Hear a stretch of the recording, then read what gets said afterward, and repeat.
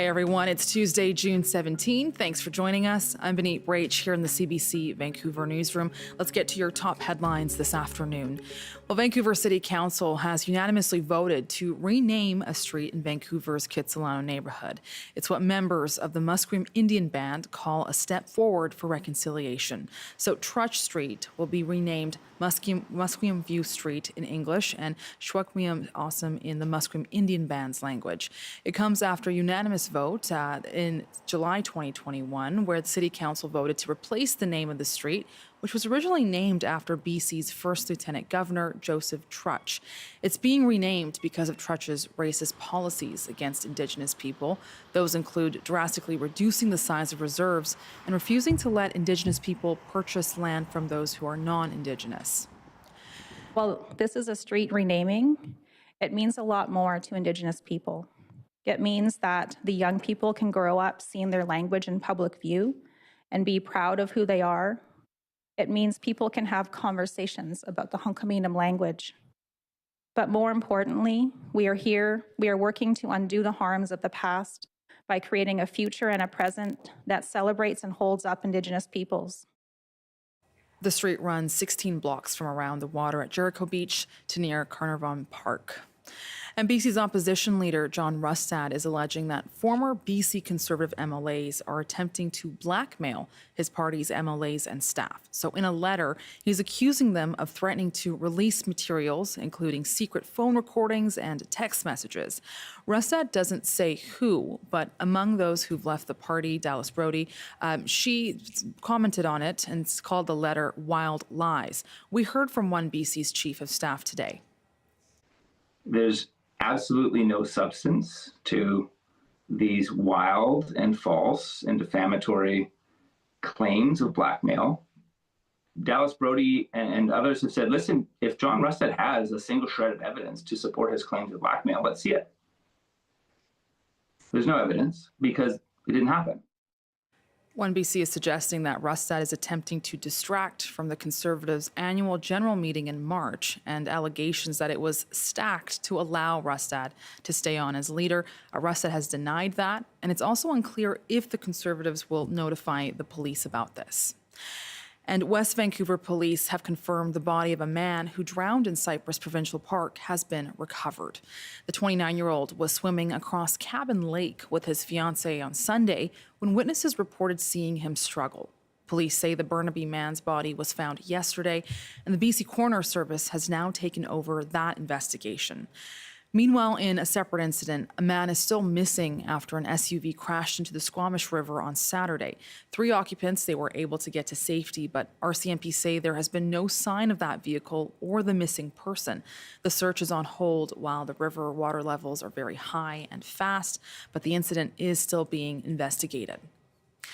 And hockey fans, it's game day for the Abbotsford Canucks. They're returning home to take on the Charlotte Checkers tonight. This is Game 3 of the Calder Cup Finals.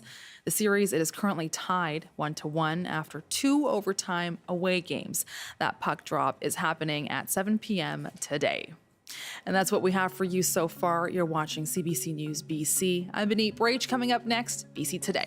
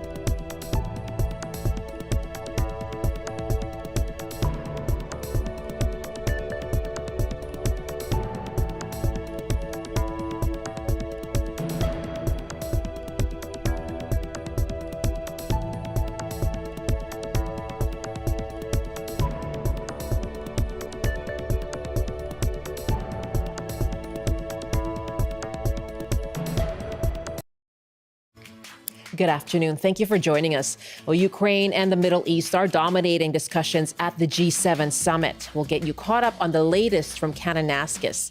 Plus, there's a measles outbreak in a northern BC community. This as Ontario and Alberta struggle to stop the spread of the disease. How concerned are you about the possible return of an infectious disease like the measles?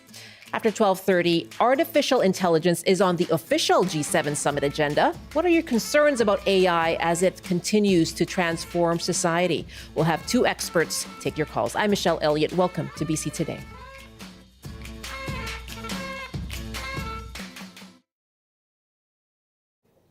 First to Kananaskis, Alberta. The G7 summit is in its final day.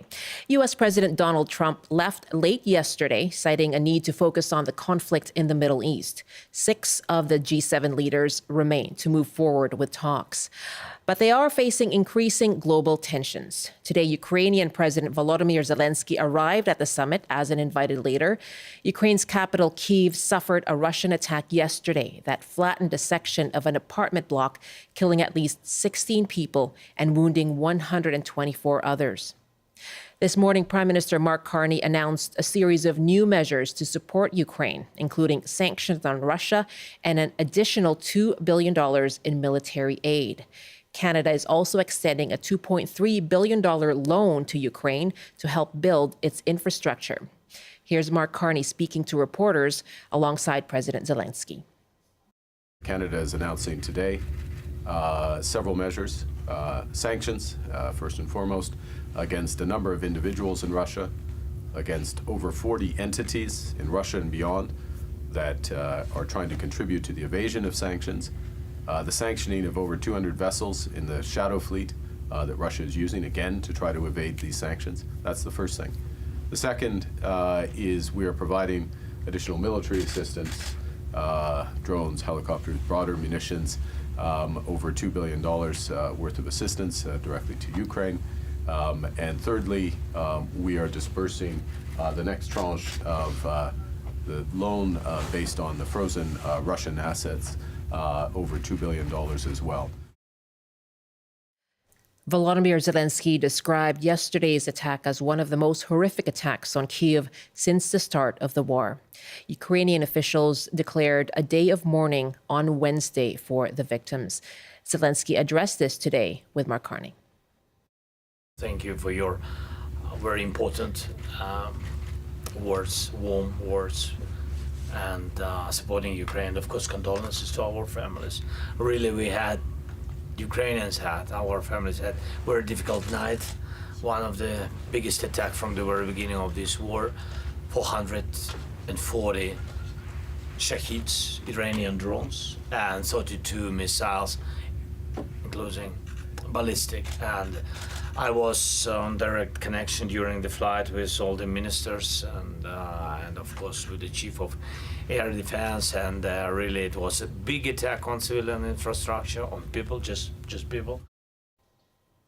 A joint statement from the G7 leaders on Ukraine is expected today. The leaders are urging de-escalation. Israel's military appears to be signaling there will be no let-up in its airstrikes on Iran, moving to the Middle East now. It's claiming Iran's military leadership is now, quote, on the run. But senior Iranian commanders dispute that claim, insisting they'll keep striking back at Israel.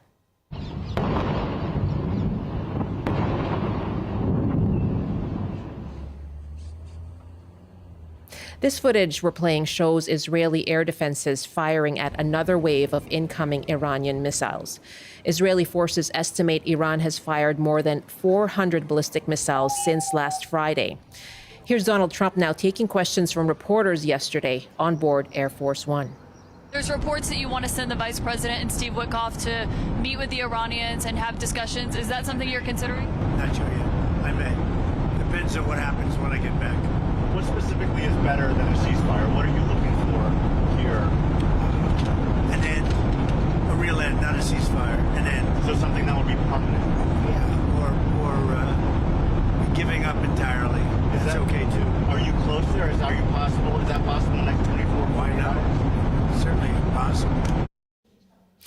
Last night, the G7 leaders issued a statement agreed upon by all the leaders, including Donald Trump, stating their, quote, commitment to peace and stability in the Middle East. The statement affirms Israel's right to defend itself and recognizes Iran as, quote, the principal source of regional instability and terror, end quote. It also states, quote, we also affirm the importance of the protection of civilians. Now, the statement goes on to say, quote, we urge that the resolution of the Iranian crisis leads to a broader de-escalation of hostilities in the Middle East, including a ceasefire in Gaza. End quote. Now, a senior Canadian government official speaking to reporters on Background said Mark Carney got Donald Trump to sign on to that statement. And yesterday in Gaza, medics say an Israeli tank fire killed at least 59 people trying to get food. 221 were wounded, at least 20 of them critically. It was the worst death toll in a single day since aid resumed in Gaza in May. The Israeli Defense Forces say the incident is under review. CBC News will continue to bring you updates on the conflict in the Middle East. And later today, Carney will have more one-on-one meetings, including with UN Secretary General Antonio Guterres and Brazil's President Lula da Silva. Indian President Narendra Modi has also arrived. And earlier, he met with NATO Secretary General Mark Rutte. He's been urging allies to step up their defense spending to meet and exceed the long-standing target of 2% of the GDP, which Carney has committed to. He's part of their conversation. The fact that you decided to bring Canada to the 2% spending when it comes to NATO this year is really fantastic. And with Portugal having announced the 2% this year last week, that means that the whole of NATO will now be in 2025 at 2% before the summit starts next week in The Hague. So that is really great news. And your leadership here has been extremely important. Of course, CBC platforms will have more ongoing coverage of the G7 summit as it wraps up its latest day in Kananaskis, Alberta, and Mark Carney and Volodymyr Zelenskyy holding bilateral meetings this after a major Russian attack on Kyiv yesterday.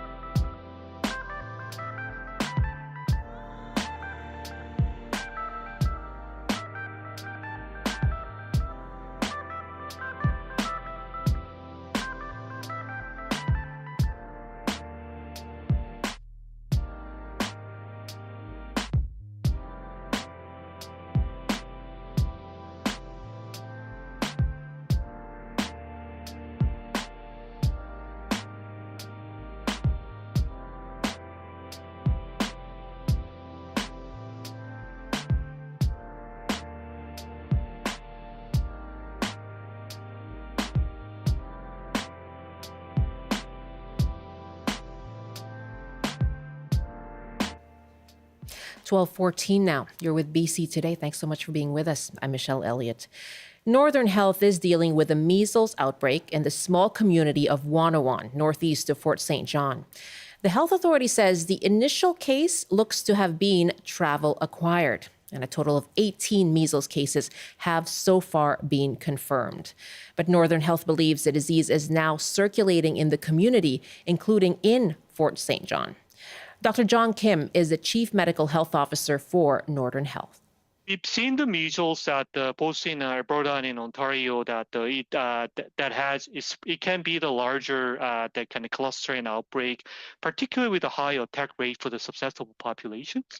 And we are kind of watching closely in our susceptible population in the northern BC, particularly in the northeast BC, that our immunization rate is below what we need for the herd immunity to the level that protect all the community.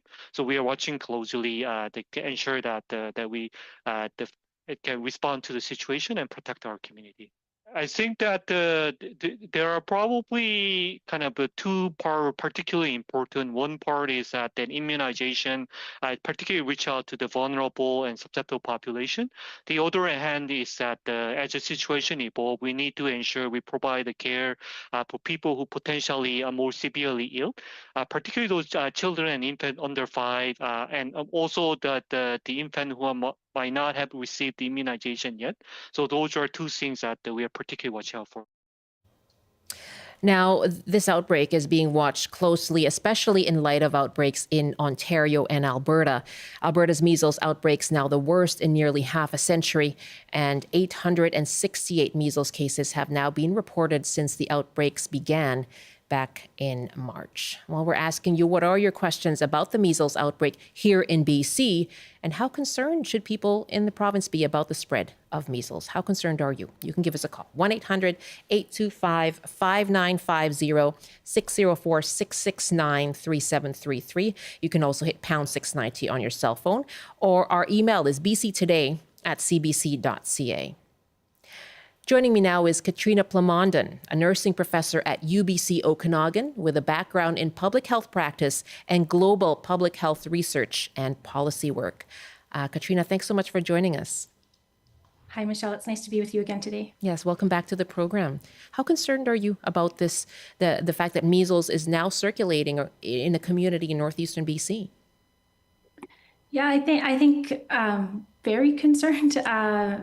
Across Canada, we're seeing really increasing rates, and this has been happening around the world for the last several years. We've seen really alarming increases in the rates of measles, and so it's concerning when one case shows up. It's concerning when there's more than one case, and we know this virus is a very tenacious and contagious virus. So it's alarming. This is a virus, this is a disease for which there is vaccination. And so how surprising is it to see so many cases in Alberta and Ontario and now a number here in BC? Yeah, it's surprising and not surprising. I think we can anticipate that this was possible because as we heard with the speaker before, we have really significant shifts in the coverage. That means the number of people in our population who have the vaccine. When we have the vaccine, we're considered immune. So after we've received our 2 doses, then our bodies can fight the virus whenever we're exposed to it. But if we don't have that immunity, then there's a really high chance of getting sick. And when the numbers of people in our whole population start getting lower, when we have fewer and fewer people who are vaccinated, then the benefits to all of us for our collective kind of immunity, or what we'll often hear called herd immunity, when that goes down, and that means that all of us are more susceptible to being exposed, and the virus can actually move more freely around a population. So when we have low vaccination rates and we have a large number of cases, and we know that this is one of the most contagious viruses, and measles is the most infectious thing that we know about for human diseases, then the fact that rates are going up is expected given the conditions that we're in right now, this context of lower vaccination coverage. The most infectious. Mm-hmm. Yeah, it's one of the most infectious things that we can be exposed to. So more than 90% of people who are exposed to it, if we don't have immunity, we will get some symptoms. We will become sick with this. And of the people who get sick, some will have very severe illness, and as high as 1 in 10 people can be hospitalized for really severe symptoms. And what do we know about the vaccination rate against measles in BC?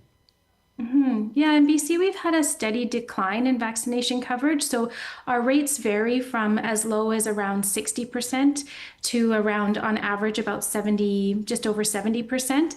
And the target is 95%. So we're well below the target rates for coverage for vaccines. And there's lots of reasons why that's happening. But one of them is that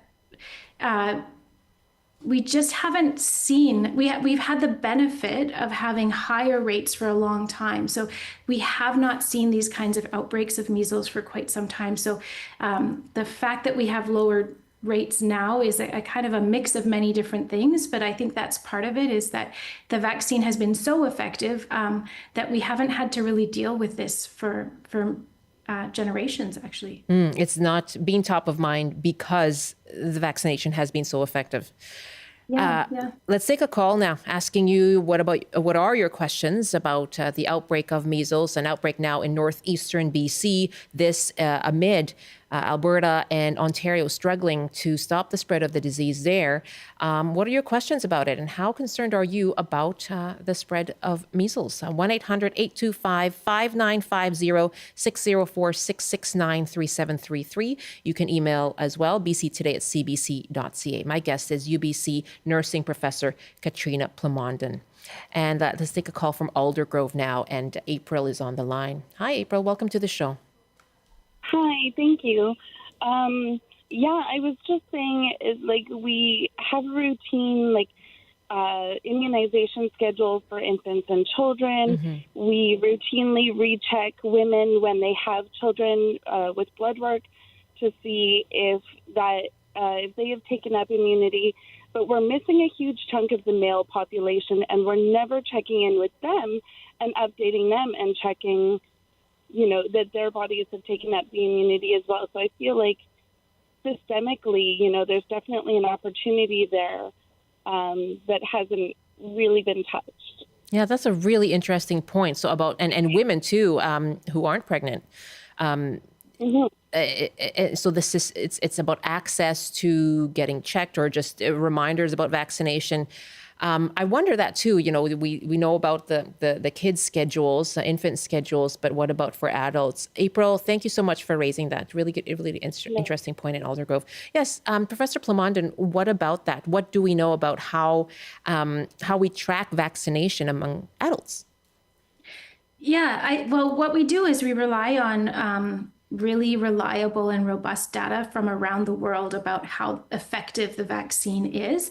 And so it is true, you can get a blood test to see what your immunity is like. They do what's called a titer, and they'll check and see, what's going on in your body as in terms of antibodies and response to measles. So we don't routinely check that for all people because once you've received 2 doses of the vaccine, you are considered immune, and that's based on having monitored and measured how this vaccine works in populations over many, many years now and with many millions of people. So we have really a lot of confidence in the effectiveness of the vaccine. But if people were born after 1970, it's wise to check what your vaccination status is. And so you can reach out to your local public health unit, or you can check by going to HealthLink BC, and there's some links you can follow to check your own vaccination status, see what your records are, and make sure that you've received the 2 doses. And if you're still uncertain and you do want to have the blood test, then you can have a conversation with your GP or your nurse practitioner, whoever your primary care provider is, and they can talk to you about how you can find out what your vaccination status is and whether you need a booster or a second dose. If you were born before 1970, generally most of the population was exposed and so are also considered immune. Interesting. We actually have an email from Nuria who writes, I'm 72 years old. I'm not absolutely sure if I had measles as a child. So what is the advice for my age group? And you're saying, so presumably you would have been exposed to it. But if she's looking for kind of specific advice for a 72-year-old, what might that be? Yeah, again, I think a conversation with their primary care provider, because for each person, there may be underlying conditions or other things going on for them that might make it, that might be particular consideration for them.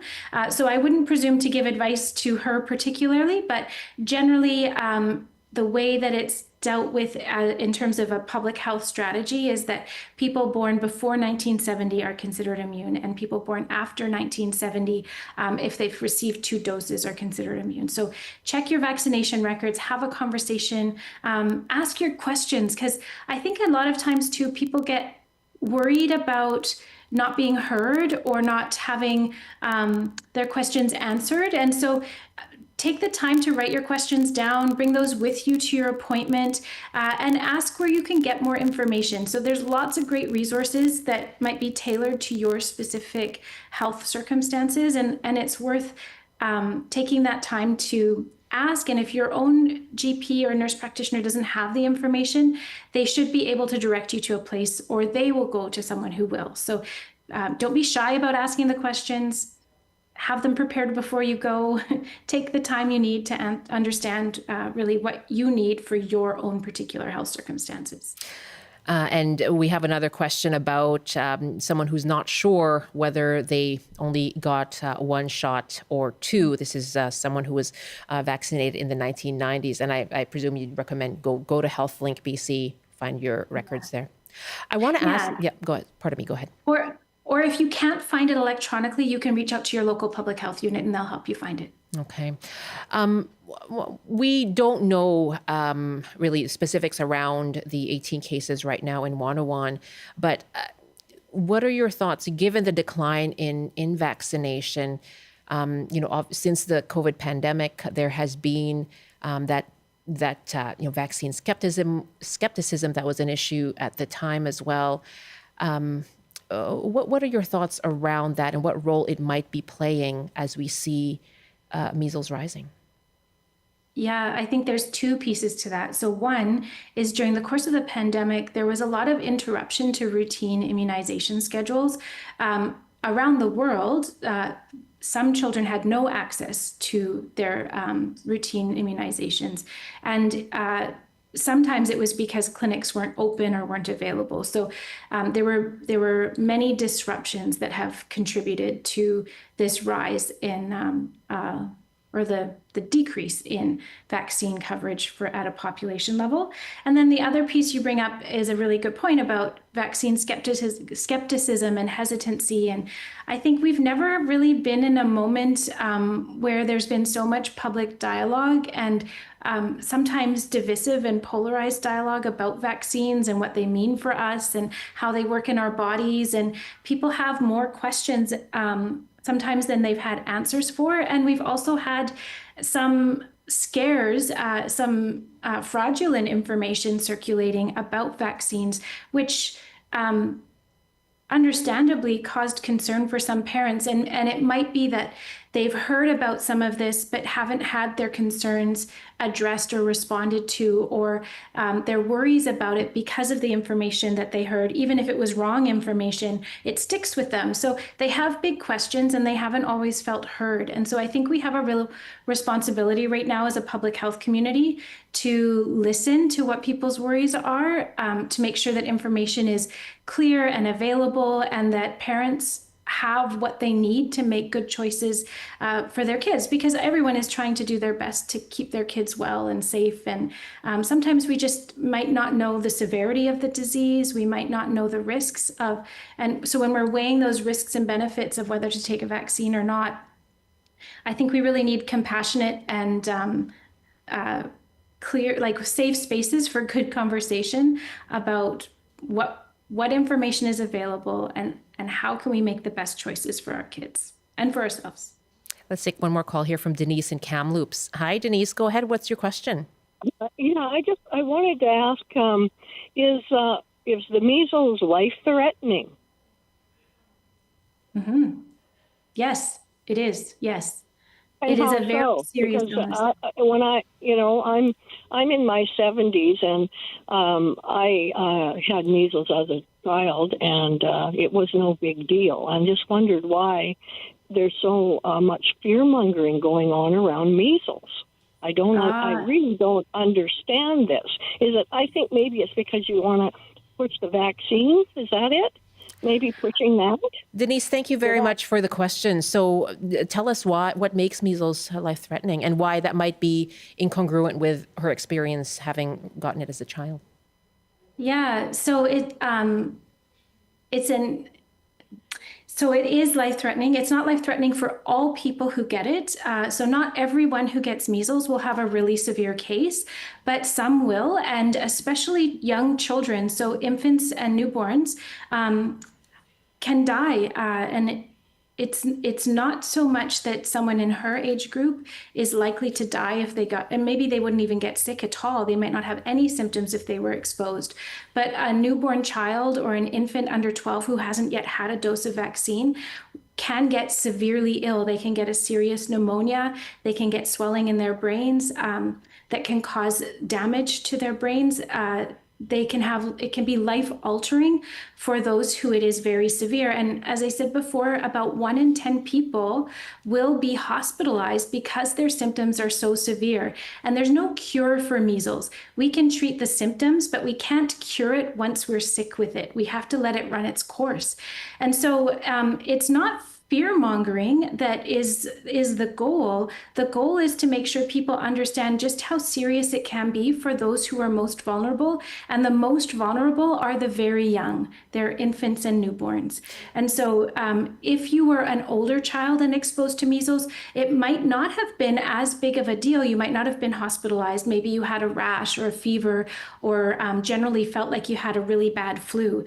But for those who it is really serious, they lose. I mean, imagine losing a newborn child because of exposure to measles. It's a tragedy beyond what hearts can bear. It's not fear-mongering. It's deep care. It's deep care for people in their lives and their families and their communities. In fact, in Ontario,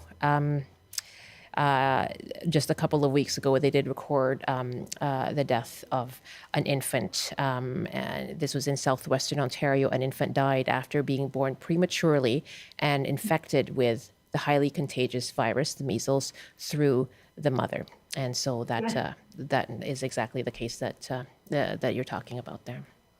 Yeah. The vaccine has saved, I looked this up just before chatting with you, and I wrote it down. I think we estimate the vaccine has saved 94 million lives since the vaccine was introduced.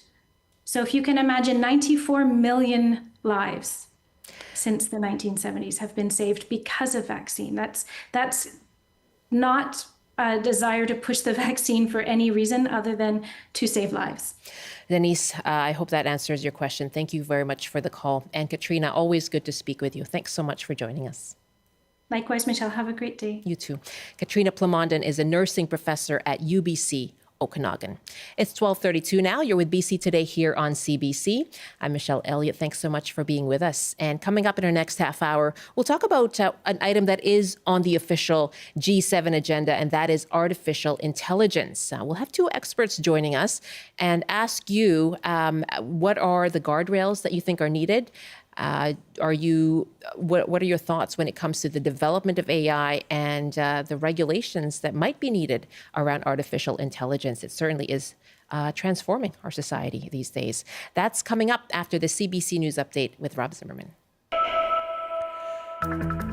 Good afternoon. The BC Wildfire Service says the largest blaze still burning in the province is now classified as being held thanks to about 100 millimeters of rain. Even so, the fire northwest of Fort St. John remains a so-called wildfire of note. It is about 1,500 square kilometers. More rain is expected in the region this week. Meanwhile, a fast-moving wildfire has led the Caribou Regional District to issue an evacuation alert for an area west of Williams Lake. It covers 30 parcels of property and 14 structures in the Martin Lake area. There are 95 active wildfires in the province right now. And as we've been hearing on the show, there are 18 confirmed cases of measles in the northeast of the province, and there's concern BC could see infections spike like they have in Alberta and Ontario. Dr. Brian Conway with the Vancouver Infectious Diseases Centre says vaccination rates in some areas of the province are down to about 50%. Says Canada has gone from about 90 cases a year to well into the thousands in just the first half of this year. And now the forecast on the north coast. Rain tapering off this afternoon, then a chance of showers with a high of 14. Highs reaching 22 with a mix of sun and cloud in the piece. In the central interior, including Prince George, a chance of showers and thunderstorms with a high of 23. Highs up to 27 with a mix of sun and cloud in the Kootenays. In the southern interior, including Kelowna, some sun and cloud with a high of 28. And mainly cloudy in Greater Victoria this afternoon. A bit of sunshine in Metro Vancouver and the Fraser Valley with highs in the low 20s. That's your CBC News Update from Vancouver. Rob, thank you very much. Rob Zimmerman in the CBC Vancouver newsroom. This is BC Today here on CBC. Thanks for joining us. And a lot more on the day's top stories on the afternoon shows in your region on CBC Radio. And in Metro Vancouver, here's what's coming up on the coast with guest host Jason D'Souza. Hello, Michelle Elliott. Jason D'Souza here, sitting in for Gloria Makarenko this week on the coast. Coming up on the program this afternoon, summer will be on many teachers' and students' minds as we get to the end of the school year. But administrators are looking ahead to September, where some schools are considering staggered start times to deal with overcrowding. We're going to talk to the Surrey School District, and we'll get you set for Game 6 of the Stanley Cup Final. Can Connor McDavid, Leon Draisaitl, and the rest of the Oilers force Game 7? We'll get a preview of what's to come. Plus, SFU President Joy Johnson has been appointed chair of the Research Universities Council of BC, and it comes at a time when post-secondary schools are facing funding challenges with reduced international students. Joy Johnson will be our guest this afternoon. Tune in from 3 to 6. Jason, thank you very much. Yes, a very familiar voice for our listeners on Vancouver Island, of course. The host of All Points West, Jason D'Souza, coming here to the mainland, hosting On the Coast this week on CBC Radio 1 in Metro Vancouver. You can listen as well on the CBC News app.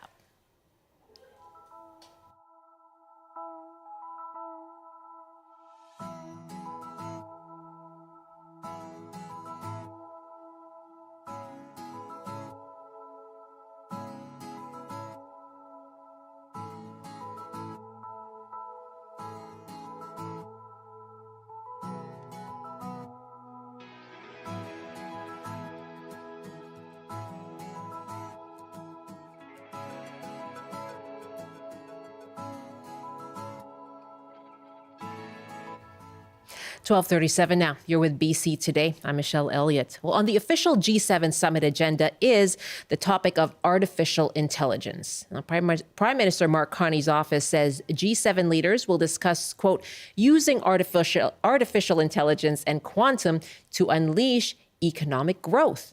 Well, AI is certainly transforming society, but are there enough guardrails? And we're asking you, what are your concerns about artificial intelligence? What regulation do you think is needed? You can call us now, 1-800-825-5950, 604-669-3733, or you can hit pound 690 on your cell phone. By email, we're at bctoday@cbc.ca. And I have two experts joining me for this discussion. Rozita Dara is an associate professor of computer science at the University of Guelph. Graham Dobbs is senior research associate of innovation and technology at the Conference Board of Canada. Good afternoon. Welcome to you both. Hi there. Thanks for having me. Thank you so much for joining us. This is an endlessly interesting, simultaneously terrifying discussion. I want to ask you, Rozita, can you just give us a sense of how significant AI is in terms of how we see it in our day-to-day lives? AI is impacting our life in many different ways. Most of us are interacting with AI without us knowing on our cell phones, computer, internet. In the back end, could be very sophisticated AI or very simplistic AI embedded. It takes our data. It takes data from other sources. It could be other users. It could be internet. It could be IP addresses. And it makes decision, or it enhances our experience with the system we are interacting with, or it predicts or help decision makers, whether it's healthcare, disease modeling, or whether it's cybersecurity to protect our data with the healthcare situation, to provide advice to the decision makers. And also I do research on farming and food. Mm-hmm. AI is impacting how we are producing food, how we are processing food, and how we are making it available to the consumer, tracking potentially from farm to fork. Wow. What are your own thoughts or concerns about that? Well, I'm very optimistic about the impact of AI, of course, but similar to any technology, it has to be controlled. It has to be built efficiently. I mean, we have to make sure it's efficient. We have to validate it. So AI is slightly different or a lot different. It could be a very complex technology most of the time. It relies on data. So there are many different components that we need to look after, starting from the sources we are collecting data from, making sure data is, of high quality, making sure that we have consent from the data subjects for sharing that information, integrating it, analyzing it, and using it. So there are challenges associated with each phase that I mentioned. But again, it can be very transformative and it can have lots of benefits. It sounds like that's the hope when it comes to the G7 leaders, is to how to harness the potential. But Graham, what are you hoping that G7 leaders will address when it comes to AI as they meet? Well, I think it's really important that Canada and the rest of the G7 leaders try to find a balance in measuring responsible adoption across the economy and then putting those safeguards in place around not only business use but public sector use of AI adoption. And I know our government has said a lot about using AI to potentially improve the efficiency and provide better public service delivery. And it will be a challenge given that the government has quite a lot of work to do, not only around actually having the infrastructure and the guardrails in place, but making sure that its workforce is prepared. And now we have tons of brilliant people in the government, and I'm sure it will take some time, but it's important that things are, checks and balances are put in place when using it. When it comes to those checks and balances, well, let's talk about the infrastructure first of all, Graham. We hear the Prime Minister, he's actually assigned and appointed a minister for artificial intelligence, and part of that is looking at Evan Solomon's task is partly building out Canada's infrastructure. What's needed there? And I know there's a lot of concern around how sustainable artificial intelligence is and its impact on greenhouse gases, for example. So what would it entail for Canada to expand its AI infrastructure? Well, let's talk a little bit about AI infrastructure as a whole. I think, as I already said, having skilled people, and Canada has a lot of, great talent with specific skills in AI, and also a great research ecosystem. But I think to kind of put this in context, Canada's AI infrastructure capacity is kind of among the lowest among G7 countries. Yeah, and our kind of total performance is actually, half that of the UK's, which we had just signed a big research collaboration with. And I think this gap of infrastructure poses a serious risk. It could slow down our research ecosystem, hinder our startups, and leave businesses that are dependent on foreign cloud providers, which could be potentially problematic with a lot of things like our health and personal information. Yeah. I'll get to that with Rozita in a moment as well. Just want to put out the phone numbers.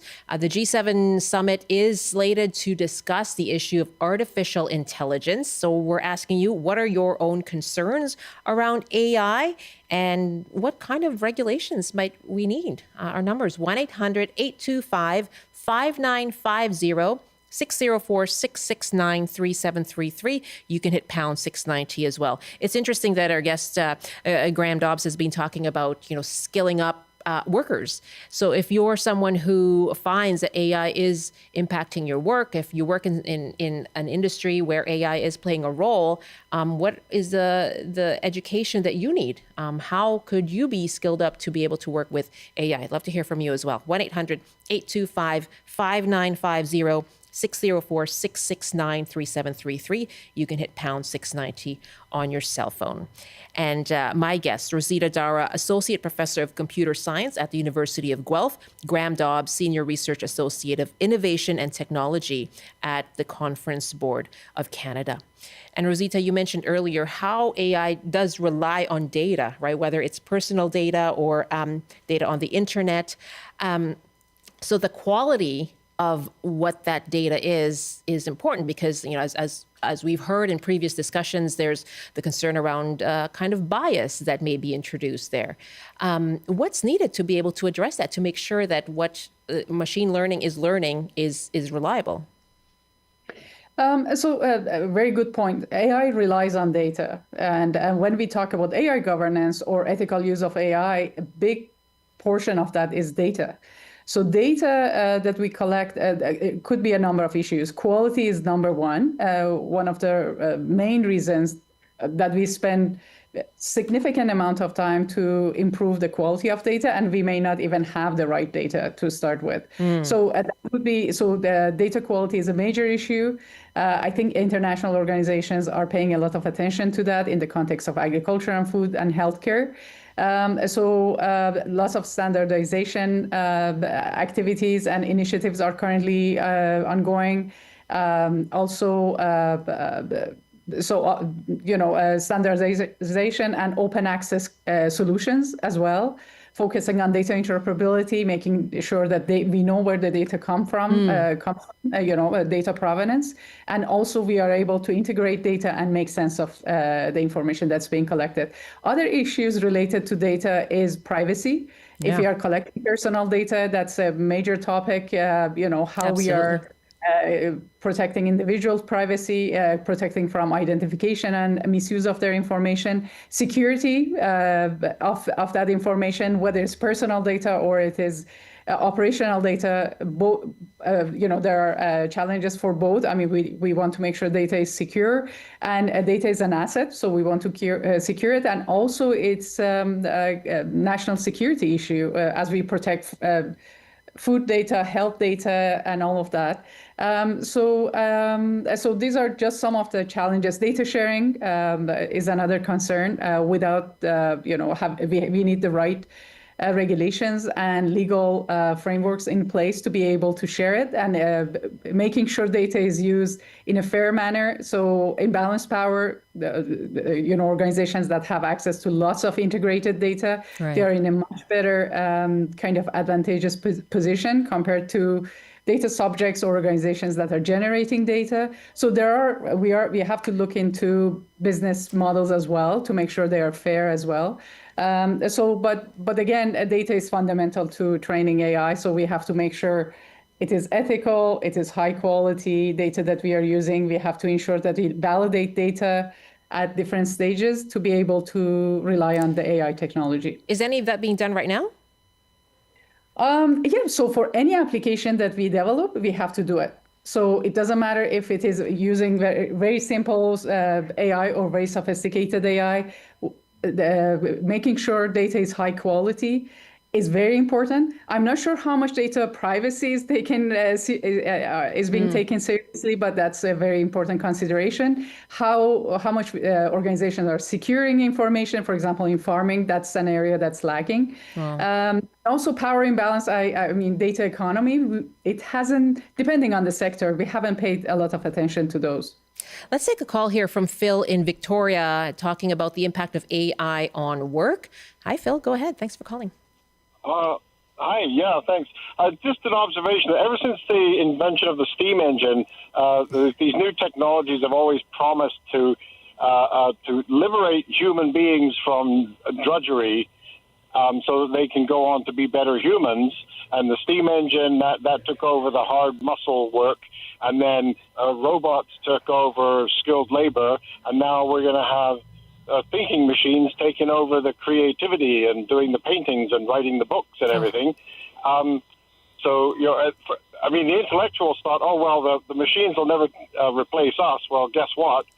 So, but what seems to happen is that we just end up concentrating wealth in fewer and fewer people's hands. The fewer people are needed to do the stuff. It's not like we all get to reap the benefit. We're not all reaping the civilization dividend.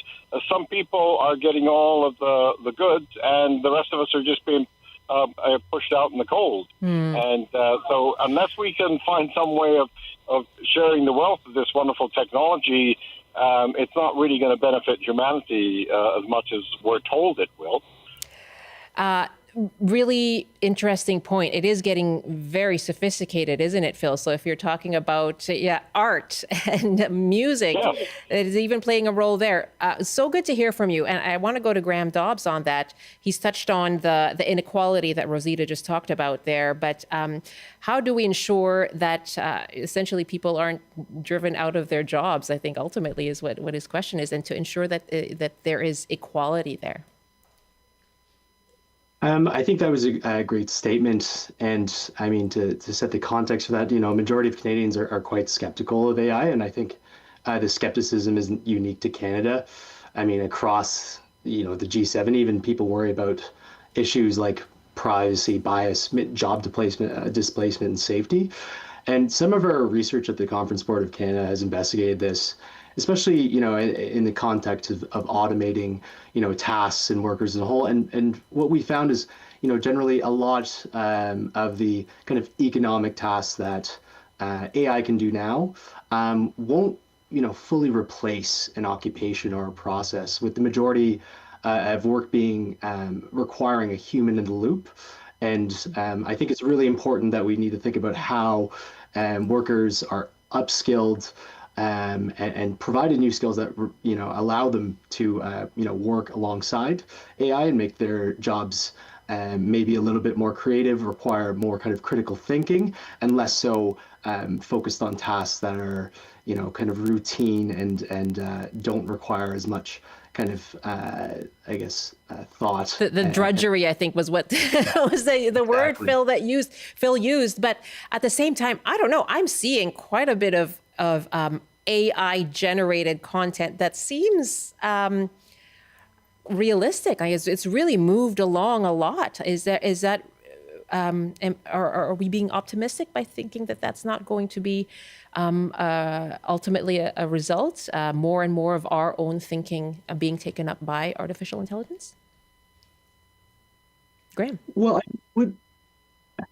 I wouldn't necessarily say that AI is out there to fully automate or replace, but I think its ability to complement and augment existing kind of workflows, like even for an artist to help them ideate an image or a setting, and then have them use their expertise and ability to make that painting or that idea whole, is something that could be quite useful. And it might not necessarily replace the artistic creation process as a whole, but definitely I think it will complement many parts of it. And similar to like a creative writer or even a journalist, right? None of my script or none of what I say is AI generated. Let's just make that clear. Adrienne is our next caller now in the Cowichan Valley. Hi, Adrienne.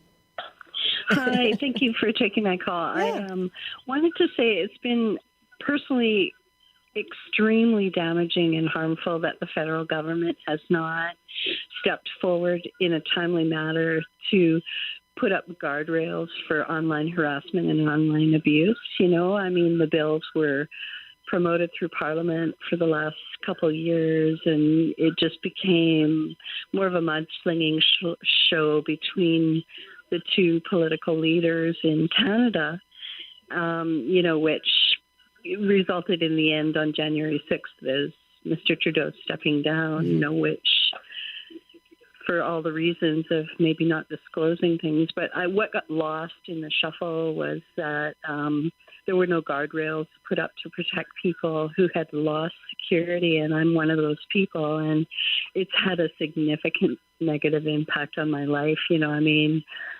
Operating almost more than 2 years without a cell phone that was secure, and then major thefts. I've had 6 major thefts.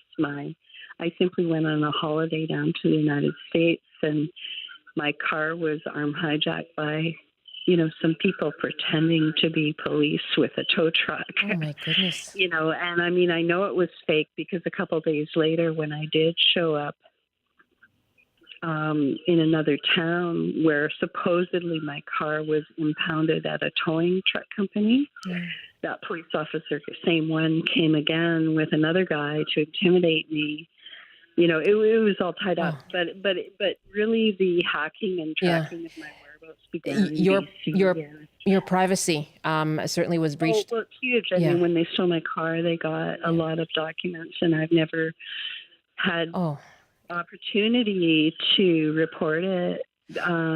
Being arbitrarily detained. Adrienne, I'm going to jump in there, and I'm so sorry to do so, but I know there's a lot of detail to your story, and I'm sorry that you've had to experience that. And you get to the need for regulation, and let's just wrap up with our guest on that. We've heard the word guardrails, right, to protect the privacy of someone like Adrienne. I'll just ask my guest to comment on that. What would you like to see come out of the G7? What regulation is needed to protect people's privacy? Rozita. Yeah, so, one of the challenges with these technologies is that they are moving so fast and they are becoming so sophisticated quickly that we are having a hard time to catch. First of all, understand actual risks of these technologies, because we don't want to limit the use of them or limit, being innovative using these technologies. But privacy has been one of the topics that has been, it is a little bit more established than AI governance or other aspects. So, for example, General Data Protection Regulation, which was established in 2018 in Europe, that could be a golden standard that, for us to look at, principles and best practices that they have established, and they have been working on it quite a bit in the past 6-7 years. We can, adopt some of those best practices, and they are well established. I think Canada has been a bit slow in I know there was a new regulation under review. But we can easily, think about which ones would be more suitable for Canada, those best practices, and adopt them. But one thing is the regulation. The other part is our technology providers immediately using these best practices and standards that are available.